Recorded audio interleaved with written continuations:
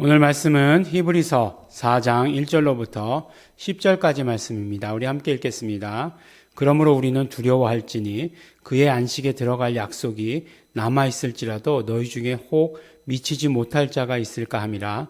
저희와 같이 우리도 복음 전함을 받은 자이나 그러나 그 들은 바 말씀이 저희에게 유익되지 못한 것은 듣는 자가 믿음을 화합치 아니함이라. 이미 믿는 우리들은 저 안식에 들어가는도다. 그 말씀하신 바와 같으니 내가 노하여 맹세한 바와 같이 저희가 내 안식에 들어오지 못하리라 하셨다 하였으나 세상을 창조할 때부터 그 일이 이루었느니라. 제7일에 관하여는 어디 이렇게 일렀을 때 하나님은 제7일에 그의 모든 일을 쉬셨다 하셨으며 또다시 거기 저희가 내 안식에 들어오지 못하리라 하였으니 그러면 거기 들어갈 자들이 남아있거니와 복음 전함을 먼저 받은 자들은 순종치 아니함을 인하여 들어가지 못하였으므로 오랜 후에 다윗의 글에 다시 어느 날이라 정하여 오늘날이라고 미리 이같이 일렀을 때 오늘날 너희가 그의 음성을 듣거든 너희 마음을 강팍해 말라 하였나니 만일 여호수아가 저희에게 안식을 주었다면 그 후에 다른 날을 말씀하지 아니하셨으리라. 그런즉 안식할 때가 하나님의 백성에게 남아있도다. 이미 그의 안식에 들어간 자는 하나님이 자기 일을 쉬신 것 같이 자기 일을 쉬느니라. 아멘. 네, 우리가 계속해서 이제 3장 말씀, 3장 말씀이 벌써 지난주니까 기억이 날지 안 날지 이렇게 막 잘 모르시겠죠. 네, 근데 3장에 나온 이야기는 천사 이야기였나요? 네, 아니죠. 그거는 이제 1장, 2장이고요. 3장은 모세의 이야기가 나와 있죠. 네, 그래서 모세 하면 딱 떠오르는 생각은 뭐죠? 바로 모세가 이 광야에서 이제 사람들을 이스라엘 백성들을 이끌었던 일이죠. 어제 말씀 가운데 이제 그 레갑 자손이라고 이렇게 나와 있는데 갑자기 이제 생각이 나서 말씀을 드리는데 레갑 족속을 겐 족속이라고 이렇게 얘기합니다. 겐 족속이라고 이렇게 얘기하는데 겐 족속은 누구냐?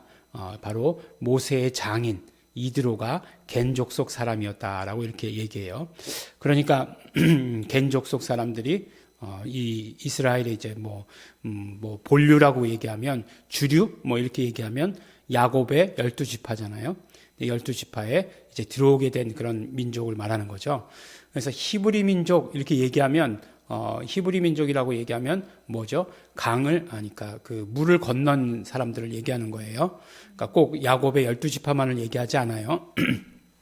그래서 우리가 이제 이해하기 어려운 것 중에 하나가 이제 이스라엘도 이스라엘의 그런 어떤 회복 운동 같은 것들을 할 때 검은 사람이 있어요. 네, 그래서 어떻게 검은 사람이 있을 수 있을까라고 이렇게 생각되지만, 네, 이제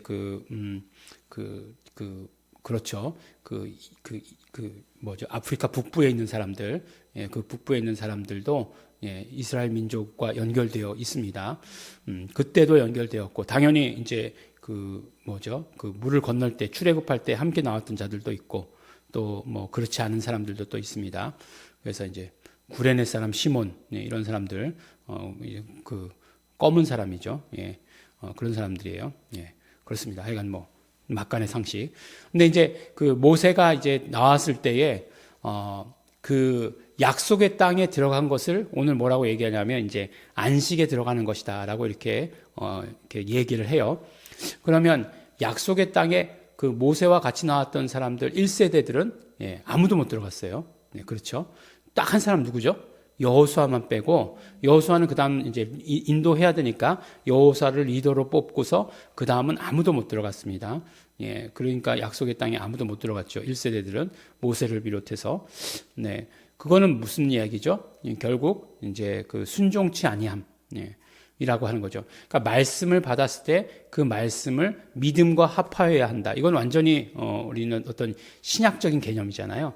그러니까 말씀드렸듯이 이 히브리서 기자는 구약과 신약을 다 이렇게 정통화해서 구약과 신약을 읽고 있어요. 그러니까 말씀을 받아 순종함이라고 하는 것은 결국 무엇이냐? 말씀을 받아서 우리의 믿음과 합하는 것을 말한다라고 이렇게 이야기했어요.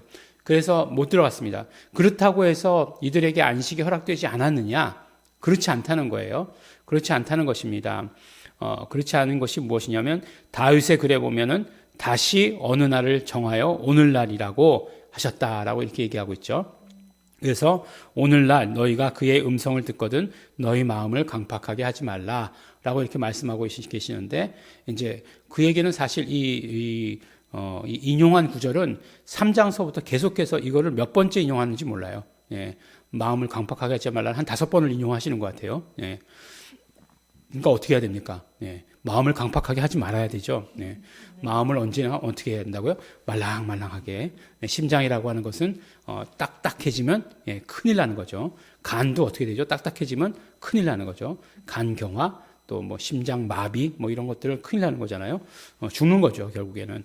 그것과 마찬가지로 언제나 우리의 마음을 어떻게 해야 된다고요? 강팍하게 하면 죽는 거다. 이렇게 생각을 하시면 쉽겠습니다. 근데 이제 그 다음에 그 끝이 아니라 결국에는 약속의 땅에 들어가는 것을 누구를 통해서 들어가게 했죠? 여호수아를 통해서 들어가게 해요. 예. 그래서 여호수아에게 들어갑니다. 하지만 여호수아가 들어간 그것이 완전한 안식이냐? 그렇지 않다는 거예요. 만일 여호수아가 저희에게 안식을 주었다면 그 후에 다른 날을 말씀하지 아니하셨으리라 라고 이렇게 얘기하잖아요. 예. 그러니까 그것도 참 안식의 모형이지 참 안식은 아니다라고 이렇게 얘기하는 거예요. 그러니까 1세대는 안식에 들어가지도 못했어요. 근데 안식에 들어가는 것을 허락해 주셨어요. 네, 그런데 그것도 참 안식은 아니다라고 말씀하는 거예요. 참 안식이라고 하는 것은 결국 무엇이냐? 결국은 예수 그리스도 안에 들어가는 것, 어떻게 해요? 믿음으로 말미암아 들어가는 것을 말씀한다, 이렇게 이야기합니다. 근데 재미있게도 헬라어로 여호수아라고 이렇게 되어 있는데, 헬라어로 이제 읽어보면 여호수아와 그 다음에 예수가 같아요. 예, 예수가 같죠. 그래서 이제 그 이름의 그런 어떤 기원에 대해서 얘기할 때 이제 야훼 플러스 구원이 예수라고 이렇게 얘기하잖아요. 그러니까 야훼 이름에 구원이 더한 것이 예수다라고 이렇게 얘기해요.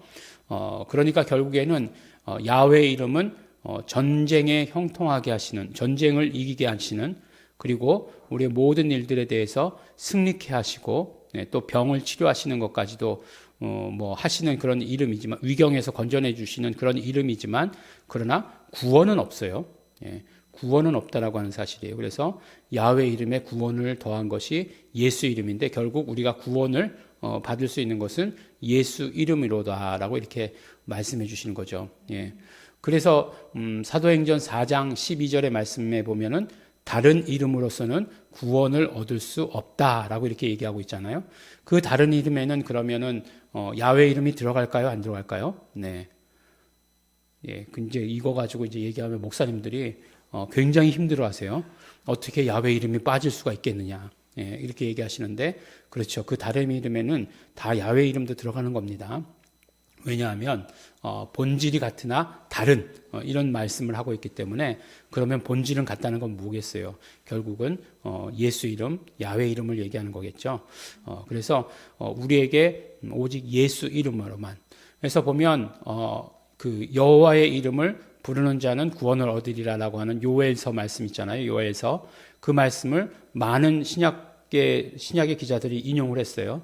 근데 베드로가 이렇게 설교한 것을 누가가 이렇게 기록할 때 뭐라고 얘기하고 있죠? 누구든지 주의 이름을 부르는 자는 구원을 얻으리라라고 이렇게 말씀하세요.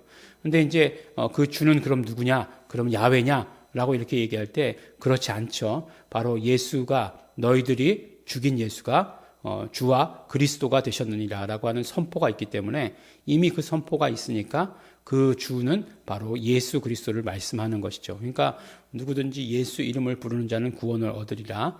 그건 또 사도행전 16장에서 또 나오죠. 예. 주의 이름을 부르는 자는 주 예수를 믿으라 너와 내 집이 구원을 얻으리라.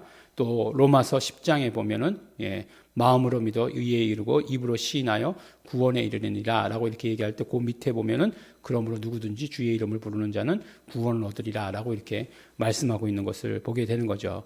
그래서 이 계속해서 모형이라는 거예요. 여호와의, 그러니까 처음에 불순종하면 아예 못 들어갔고, 그래서 길을 또 열어주셨는데 그것도 완전한 안식으로 들어가는 길은 아니고 그것은 모형이고, 그 다음에 뭐라고요? 믿음과 합하여 말씀을 받았으면, 복음 전함을 받았으면 그것이 우리의 믿음과 합하여 들어가는 그 안식, 그 구원, 결국은 무엇이라고요? 예수 안에 들어가는 것을 이렇게 정말 그림으로, 막 그래픽으로 영화 보는 것처럼 표현해 주고 계시는 것을 오늘 우리가 볼 수 있게 되는 것입니다.